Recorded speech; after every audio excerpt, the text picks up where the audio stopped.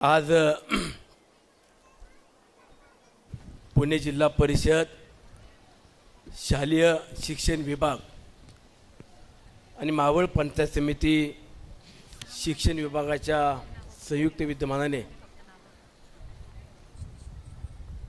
आज शाळा प्रवेश उत्सव या ठिकाणी संपन्न होतोय आणि आज या कार्यक्रमाला विद्यार्थ्यांना शुभेच्छा देण्याकरता उपस्थित असलेल्या राज्याच्या पहिल्या उपमुख्यमंत्री राष्ट्रवादी काँग्रेस पक्षाच्या राष्ट्रीय अध्यक्षा आणि आम्हा सर्वांच्याच नेत्या आदरणीय सुनीत्रा वहिनी, मंचावरती उपस्थित जिल्हा परिषदेचे सीओ सन्माननीय गजाननजी पाटील, उपस्थित सर्वच जिल्हा परिषदेचे सदस्य, पंचायत समितीचे सभापती, उपसभापती, सर्व पंचायत समितीचे सदस्य व व्यासपीठावरती उपस्थित सर्व मान्यवर, मोठ्या संख्येने उपस्थित असलेले नागरिक, या संस्थेतील आणि मावळ पंचायत समिती शिक्षण विभागातील शिक्षक वृंद, नागरिक बंधू भगिनी, माझे सहकारी आणि पत्रकार बांधवांनो, आज राज्याच्या उपमुख्यमंत्री आणि आम्हा सर्वांच्या नेत्या सुनीत्रा वहिनी, आपण मावळ तालुक्यात राज्याचा उपमुख्यमंत्री म्हणून पदभार स्वीकारला आणि आज पहिल्यांदाच मावळ तालुक्यात आला. मी माझ्या मावळच्या जनतेच्या वतीनं, सर्व ग्रामस्थांच्या वतीनं, उद्याचं उज्ज्वल भविष्य असलेल्या या विद्यार्थिनीच्या वतीनं आपलं मनपूर्वक या मावळच्या भूमीमध्ये प्रथमतः स्वागत करतो. काल आम्हाला सांगितलं मुलांच्या स्वागताकरता किंवा शाळेचा पहिला दिवस सुरू होतोय आणि त्याची सुरुवात करत असताना मुलांना शुभेच्छा देण्याकरता जिल्हा परिषद सीओनी सांगितलं की तुम्ही कुठं जाणार, तर वहिनीनं सांगितलं की मी मावळला जाणार. आणि तुम्ही मावळला येत असताना खरं तर आम्हा सर्व कार्यकर्त्यांची इच्छा होती, भावना होती की ज्या वेळेला वहिनी मावळ तालुक्यात येतील त्यावेळेला हजारोच्या संख्येनं ही मावळची मायबाप जनता तुमच्या स्वागताला घेऊन यायचं. परंतु शासकीय कार्यक्रम आहे आणि गजानन भाऊंनी सांगितलं की कुठलेही बॅनर लावायचे नाही आणि कुठलाही प्रोटोकॉल न करता आपला एक कौटुंबिक किंवा विद्यार्थ्यांच्या स्वागताचा फक्त कार्यक्रम 1 तासाची वेळ आहे, तो उरकून वहिनीसाहेब मुंबईला जाणार आहे म्हणून हा एक कौटुंबिक सोहळा या ठिकाणी संपन्न होतो आहे. मगाशी गजानन भाऊंनी सांगितलं की मावळ तालुक्यातील शैक्षणिक गुणवत्ता वाढली पाहिजे, याकरता लोकप्रतिनिधी म्हणून आम्ही देखील सातत्यानं पाठपुरावा करतो. 2019च्या विधानसभेच्या निवडणुकीत आदरणीय दादांच्या आशीर्वादाने मला पक्षाकडून संधी मिळाली आणि त्यातून या मावळ तालुक्यातील विकास कामं काय असतात हे दादांनी प्रत्यक्षात कृतीतून दाखवून दिलं. आणि 2022-23च्या किंवा 23-24च्या DPCच्या बैठकीमध्ये दादांनी निर्णय केला की पुणे जिल्ह्यातील जिल्हा परिषदेच्या शाळा ह्या आपण मॉडेल स्कूल करायच्या, माझी शाळा सुंदर शाळा करायच्या.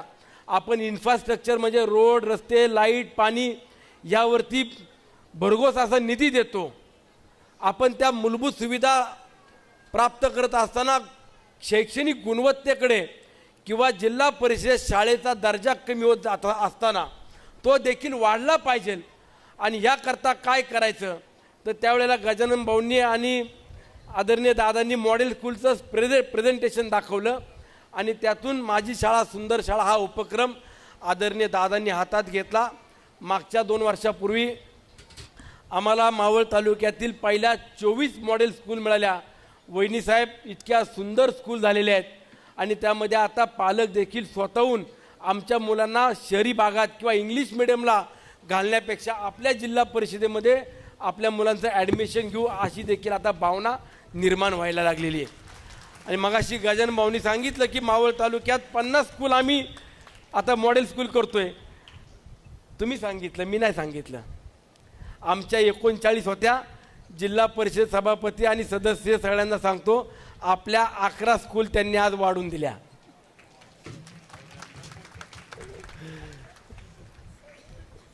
परंतु विकास काय असतो किंवा विकास कामांच्या माध्यमातून या मावळच्या मायबाप जनतेला जे काही दिलं. वहिनी साहेब, आपण या ठिकाणी आलात. ह्या स्कूलमध्ये सुद्धा आपण मगाशी ज्या लॅबचं स्वतः पाहिलं त्या खुर्चीवर दादा बसले होते, त्याच खुर्चीवर तुम्ही देखील बसलात. आम्हाला देखील उत्तराधिकारी म्हणून किंवा दादाच्या रूपानं आज तुम्ही पाहायला मिळालात, याचा देखील आम्हाला अभिमान आहे. आणि ज्या ठिकाणी तुम्ही बसलाय, पण उत्तरेच्या बाजूला पाहिलं तर मोठं हॉस्पिटल उभं केलं आहे, ते दादांच्या आशीर्वादानं झालं. ह्या अंदर मावळाचा प्रवेशद्वार म्हणून जो रोड आहे, या रोडचं 290 कोटी रुपयाचं काम प्रत्यक्षामध्ये कॉन्क्रीटचा 42 किलोमीटरचं काम देखील सुरू आहे. आणि अशाच पद्धतीनं ह्या गावातील किंवा इतर भागातील देखील विकास कामं मोठ्या प्रमाणात सुरू आहेत. आणि ही कामं होत असताना नक्कीच तुम्हा सर्वांचे आशीर्वाद किंवा मावळ तालुक्यातील मायबाप जनतेची साथ नक्कीच आम्हाला देखील मिळालेली आहे. आणि म्हणून आगामी काळामध्ये जिल्हा परिषद शाळा एक चांगल्या पद्धतीनं सुधारत असताना विशेष करून CO साहेबांचं देखील मी आभार मानेल की वहिनी साहेब, फक्त त्यांनी शासकीय फंड देऊनच आपल्या शाळा सुधारू शकतो असं नाही, तर इथल्या इंडस्ट्रीला देखील एकत्रित केलं आणि इंडस्ट्रीच्या माध्यमातून CSR फंड जेवढा आपल्याला उपलब्ध होईल त्यातून जेवढ्या शाळा आपल्याला प्रत्येक कंपन्यांना देता येईल तो देण्याचा देखील प्रयत्न केला. आज देखील 15 ते 16 स्कूल या CSR फंडातून सुरू आहेत. ते देखील अत्यावत पद्धतीनं चांगल्या पद्धतीनं सुरू आहेत. माझा सांगण्यामागचा उद्देश एवढाच आहे की उद्याचं भविष्य, उद्याचं भवितव्य हे मावळ तालुक्यातले विद्यार्थी घडत असताना त्यांना देखील कुठेही कमीपणा वाटू नये किंवा माझी मुलं एक सर्वसामान्य कुटुंबातले आहेत, आर्थिक परिस्थिती हलाखीची आहे म्हणून आम्ही जिल्हा परिषदेच्या शाळेत घालतो, ही भावना निर्माण न होता माझा जिल्हा परिषदेमध्ये शिकणारा विद्यार्थी किंवा माझा मुलगा, माझी मुलगी हे देखील चांगलं शिक्षण घेऊ शकतात, हीच भावना या जिल्हा परिषदेच्या शाळेच्या माध्यमातून निर्माण केली जाते. म्हणून आपण अधिकचं मी न बोलता आज आपण या ठिकाणी आलाय. मावळ तालुक्यातील विकास कामांच्या माध्यमातून आज जी काही घोडदौड सुरू आहे त्यामध्ये काही कमतरता आहे, ती देखील दादांनी पूर्ण करण्याचा संकल्प केला होता. ती म्हणजे माझ्या विद्यार्थी आणि विद्यार्थिनींकरता, युवक युवतींकरता तालुक्यामध्ये एक चांगलं क्रीडा संकुल उभं करायचं.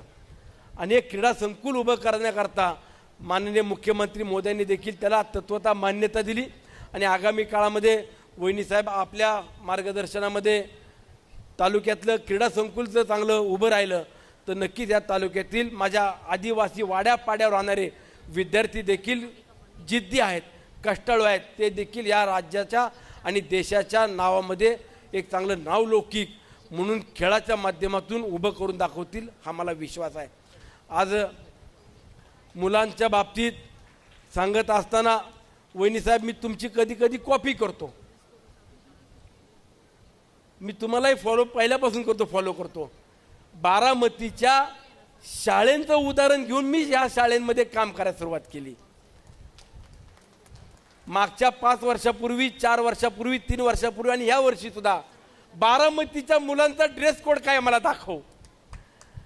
आणि मुलांचा ड्रेस कोड बघून मग आम्ही आमच्या विद्यार्थ्यांना ड्रेस कोड घेतो. म्हणजे वहिनी साहेब फक्त राज्याच्या उपमुख्यमंत्री होत असताना जबाबदारी घेतलेली असली तरी बारामतीतल्या मुलांना स्कूलमध्ये कसे गणवेश असले पाहिजे, तिथला पोषण आहार कसा असला पाहिजे, तिथल्या वर्गखोल्या कशा असल्या पाहिजे हे बारकाईनं तुम्ही पाहत होता. आणि तुमचं अनुकरण आम्ही करतो हे देखील जाहीरपणानं आजच्या कार्यक्रमातून मला सांगितलं पाहिजे. मग उद्याच्या विद्यार्थ्यांचं भवितव्य आपण एक लोकप्रतिनिधी म्हणून घडवत असताना नक्कीच आमची देखील जबाबदारी आहे. आणि म्हणून आपण या मावळ तालुक्यातली आज परिस्थिती पाहताना मुलांनी चांगलं घडावं, चांगलं शिकावं याकरता माझे शिक्षक असतील, माझे सर्व पालकवर्ग असेल आणि लोकप्रतिनिधी म्हणून आम्ही देखील सर्वजण जबाबदारी घेऊन तुमच्या सोबत आहो एवढंच या कार्यक्रमाच्या निमित्तानं सांगतो. पुन्हा एकदा वहिनी साहेब आपलं माझ्या मावळच्या जनतेच्या वतीने स्वागत करून थांबतो. धन्यवाद. जय हिंद, जय महाराष्ट्र.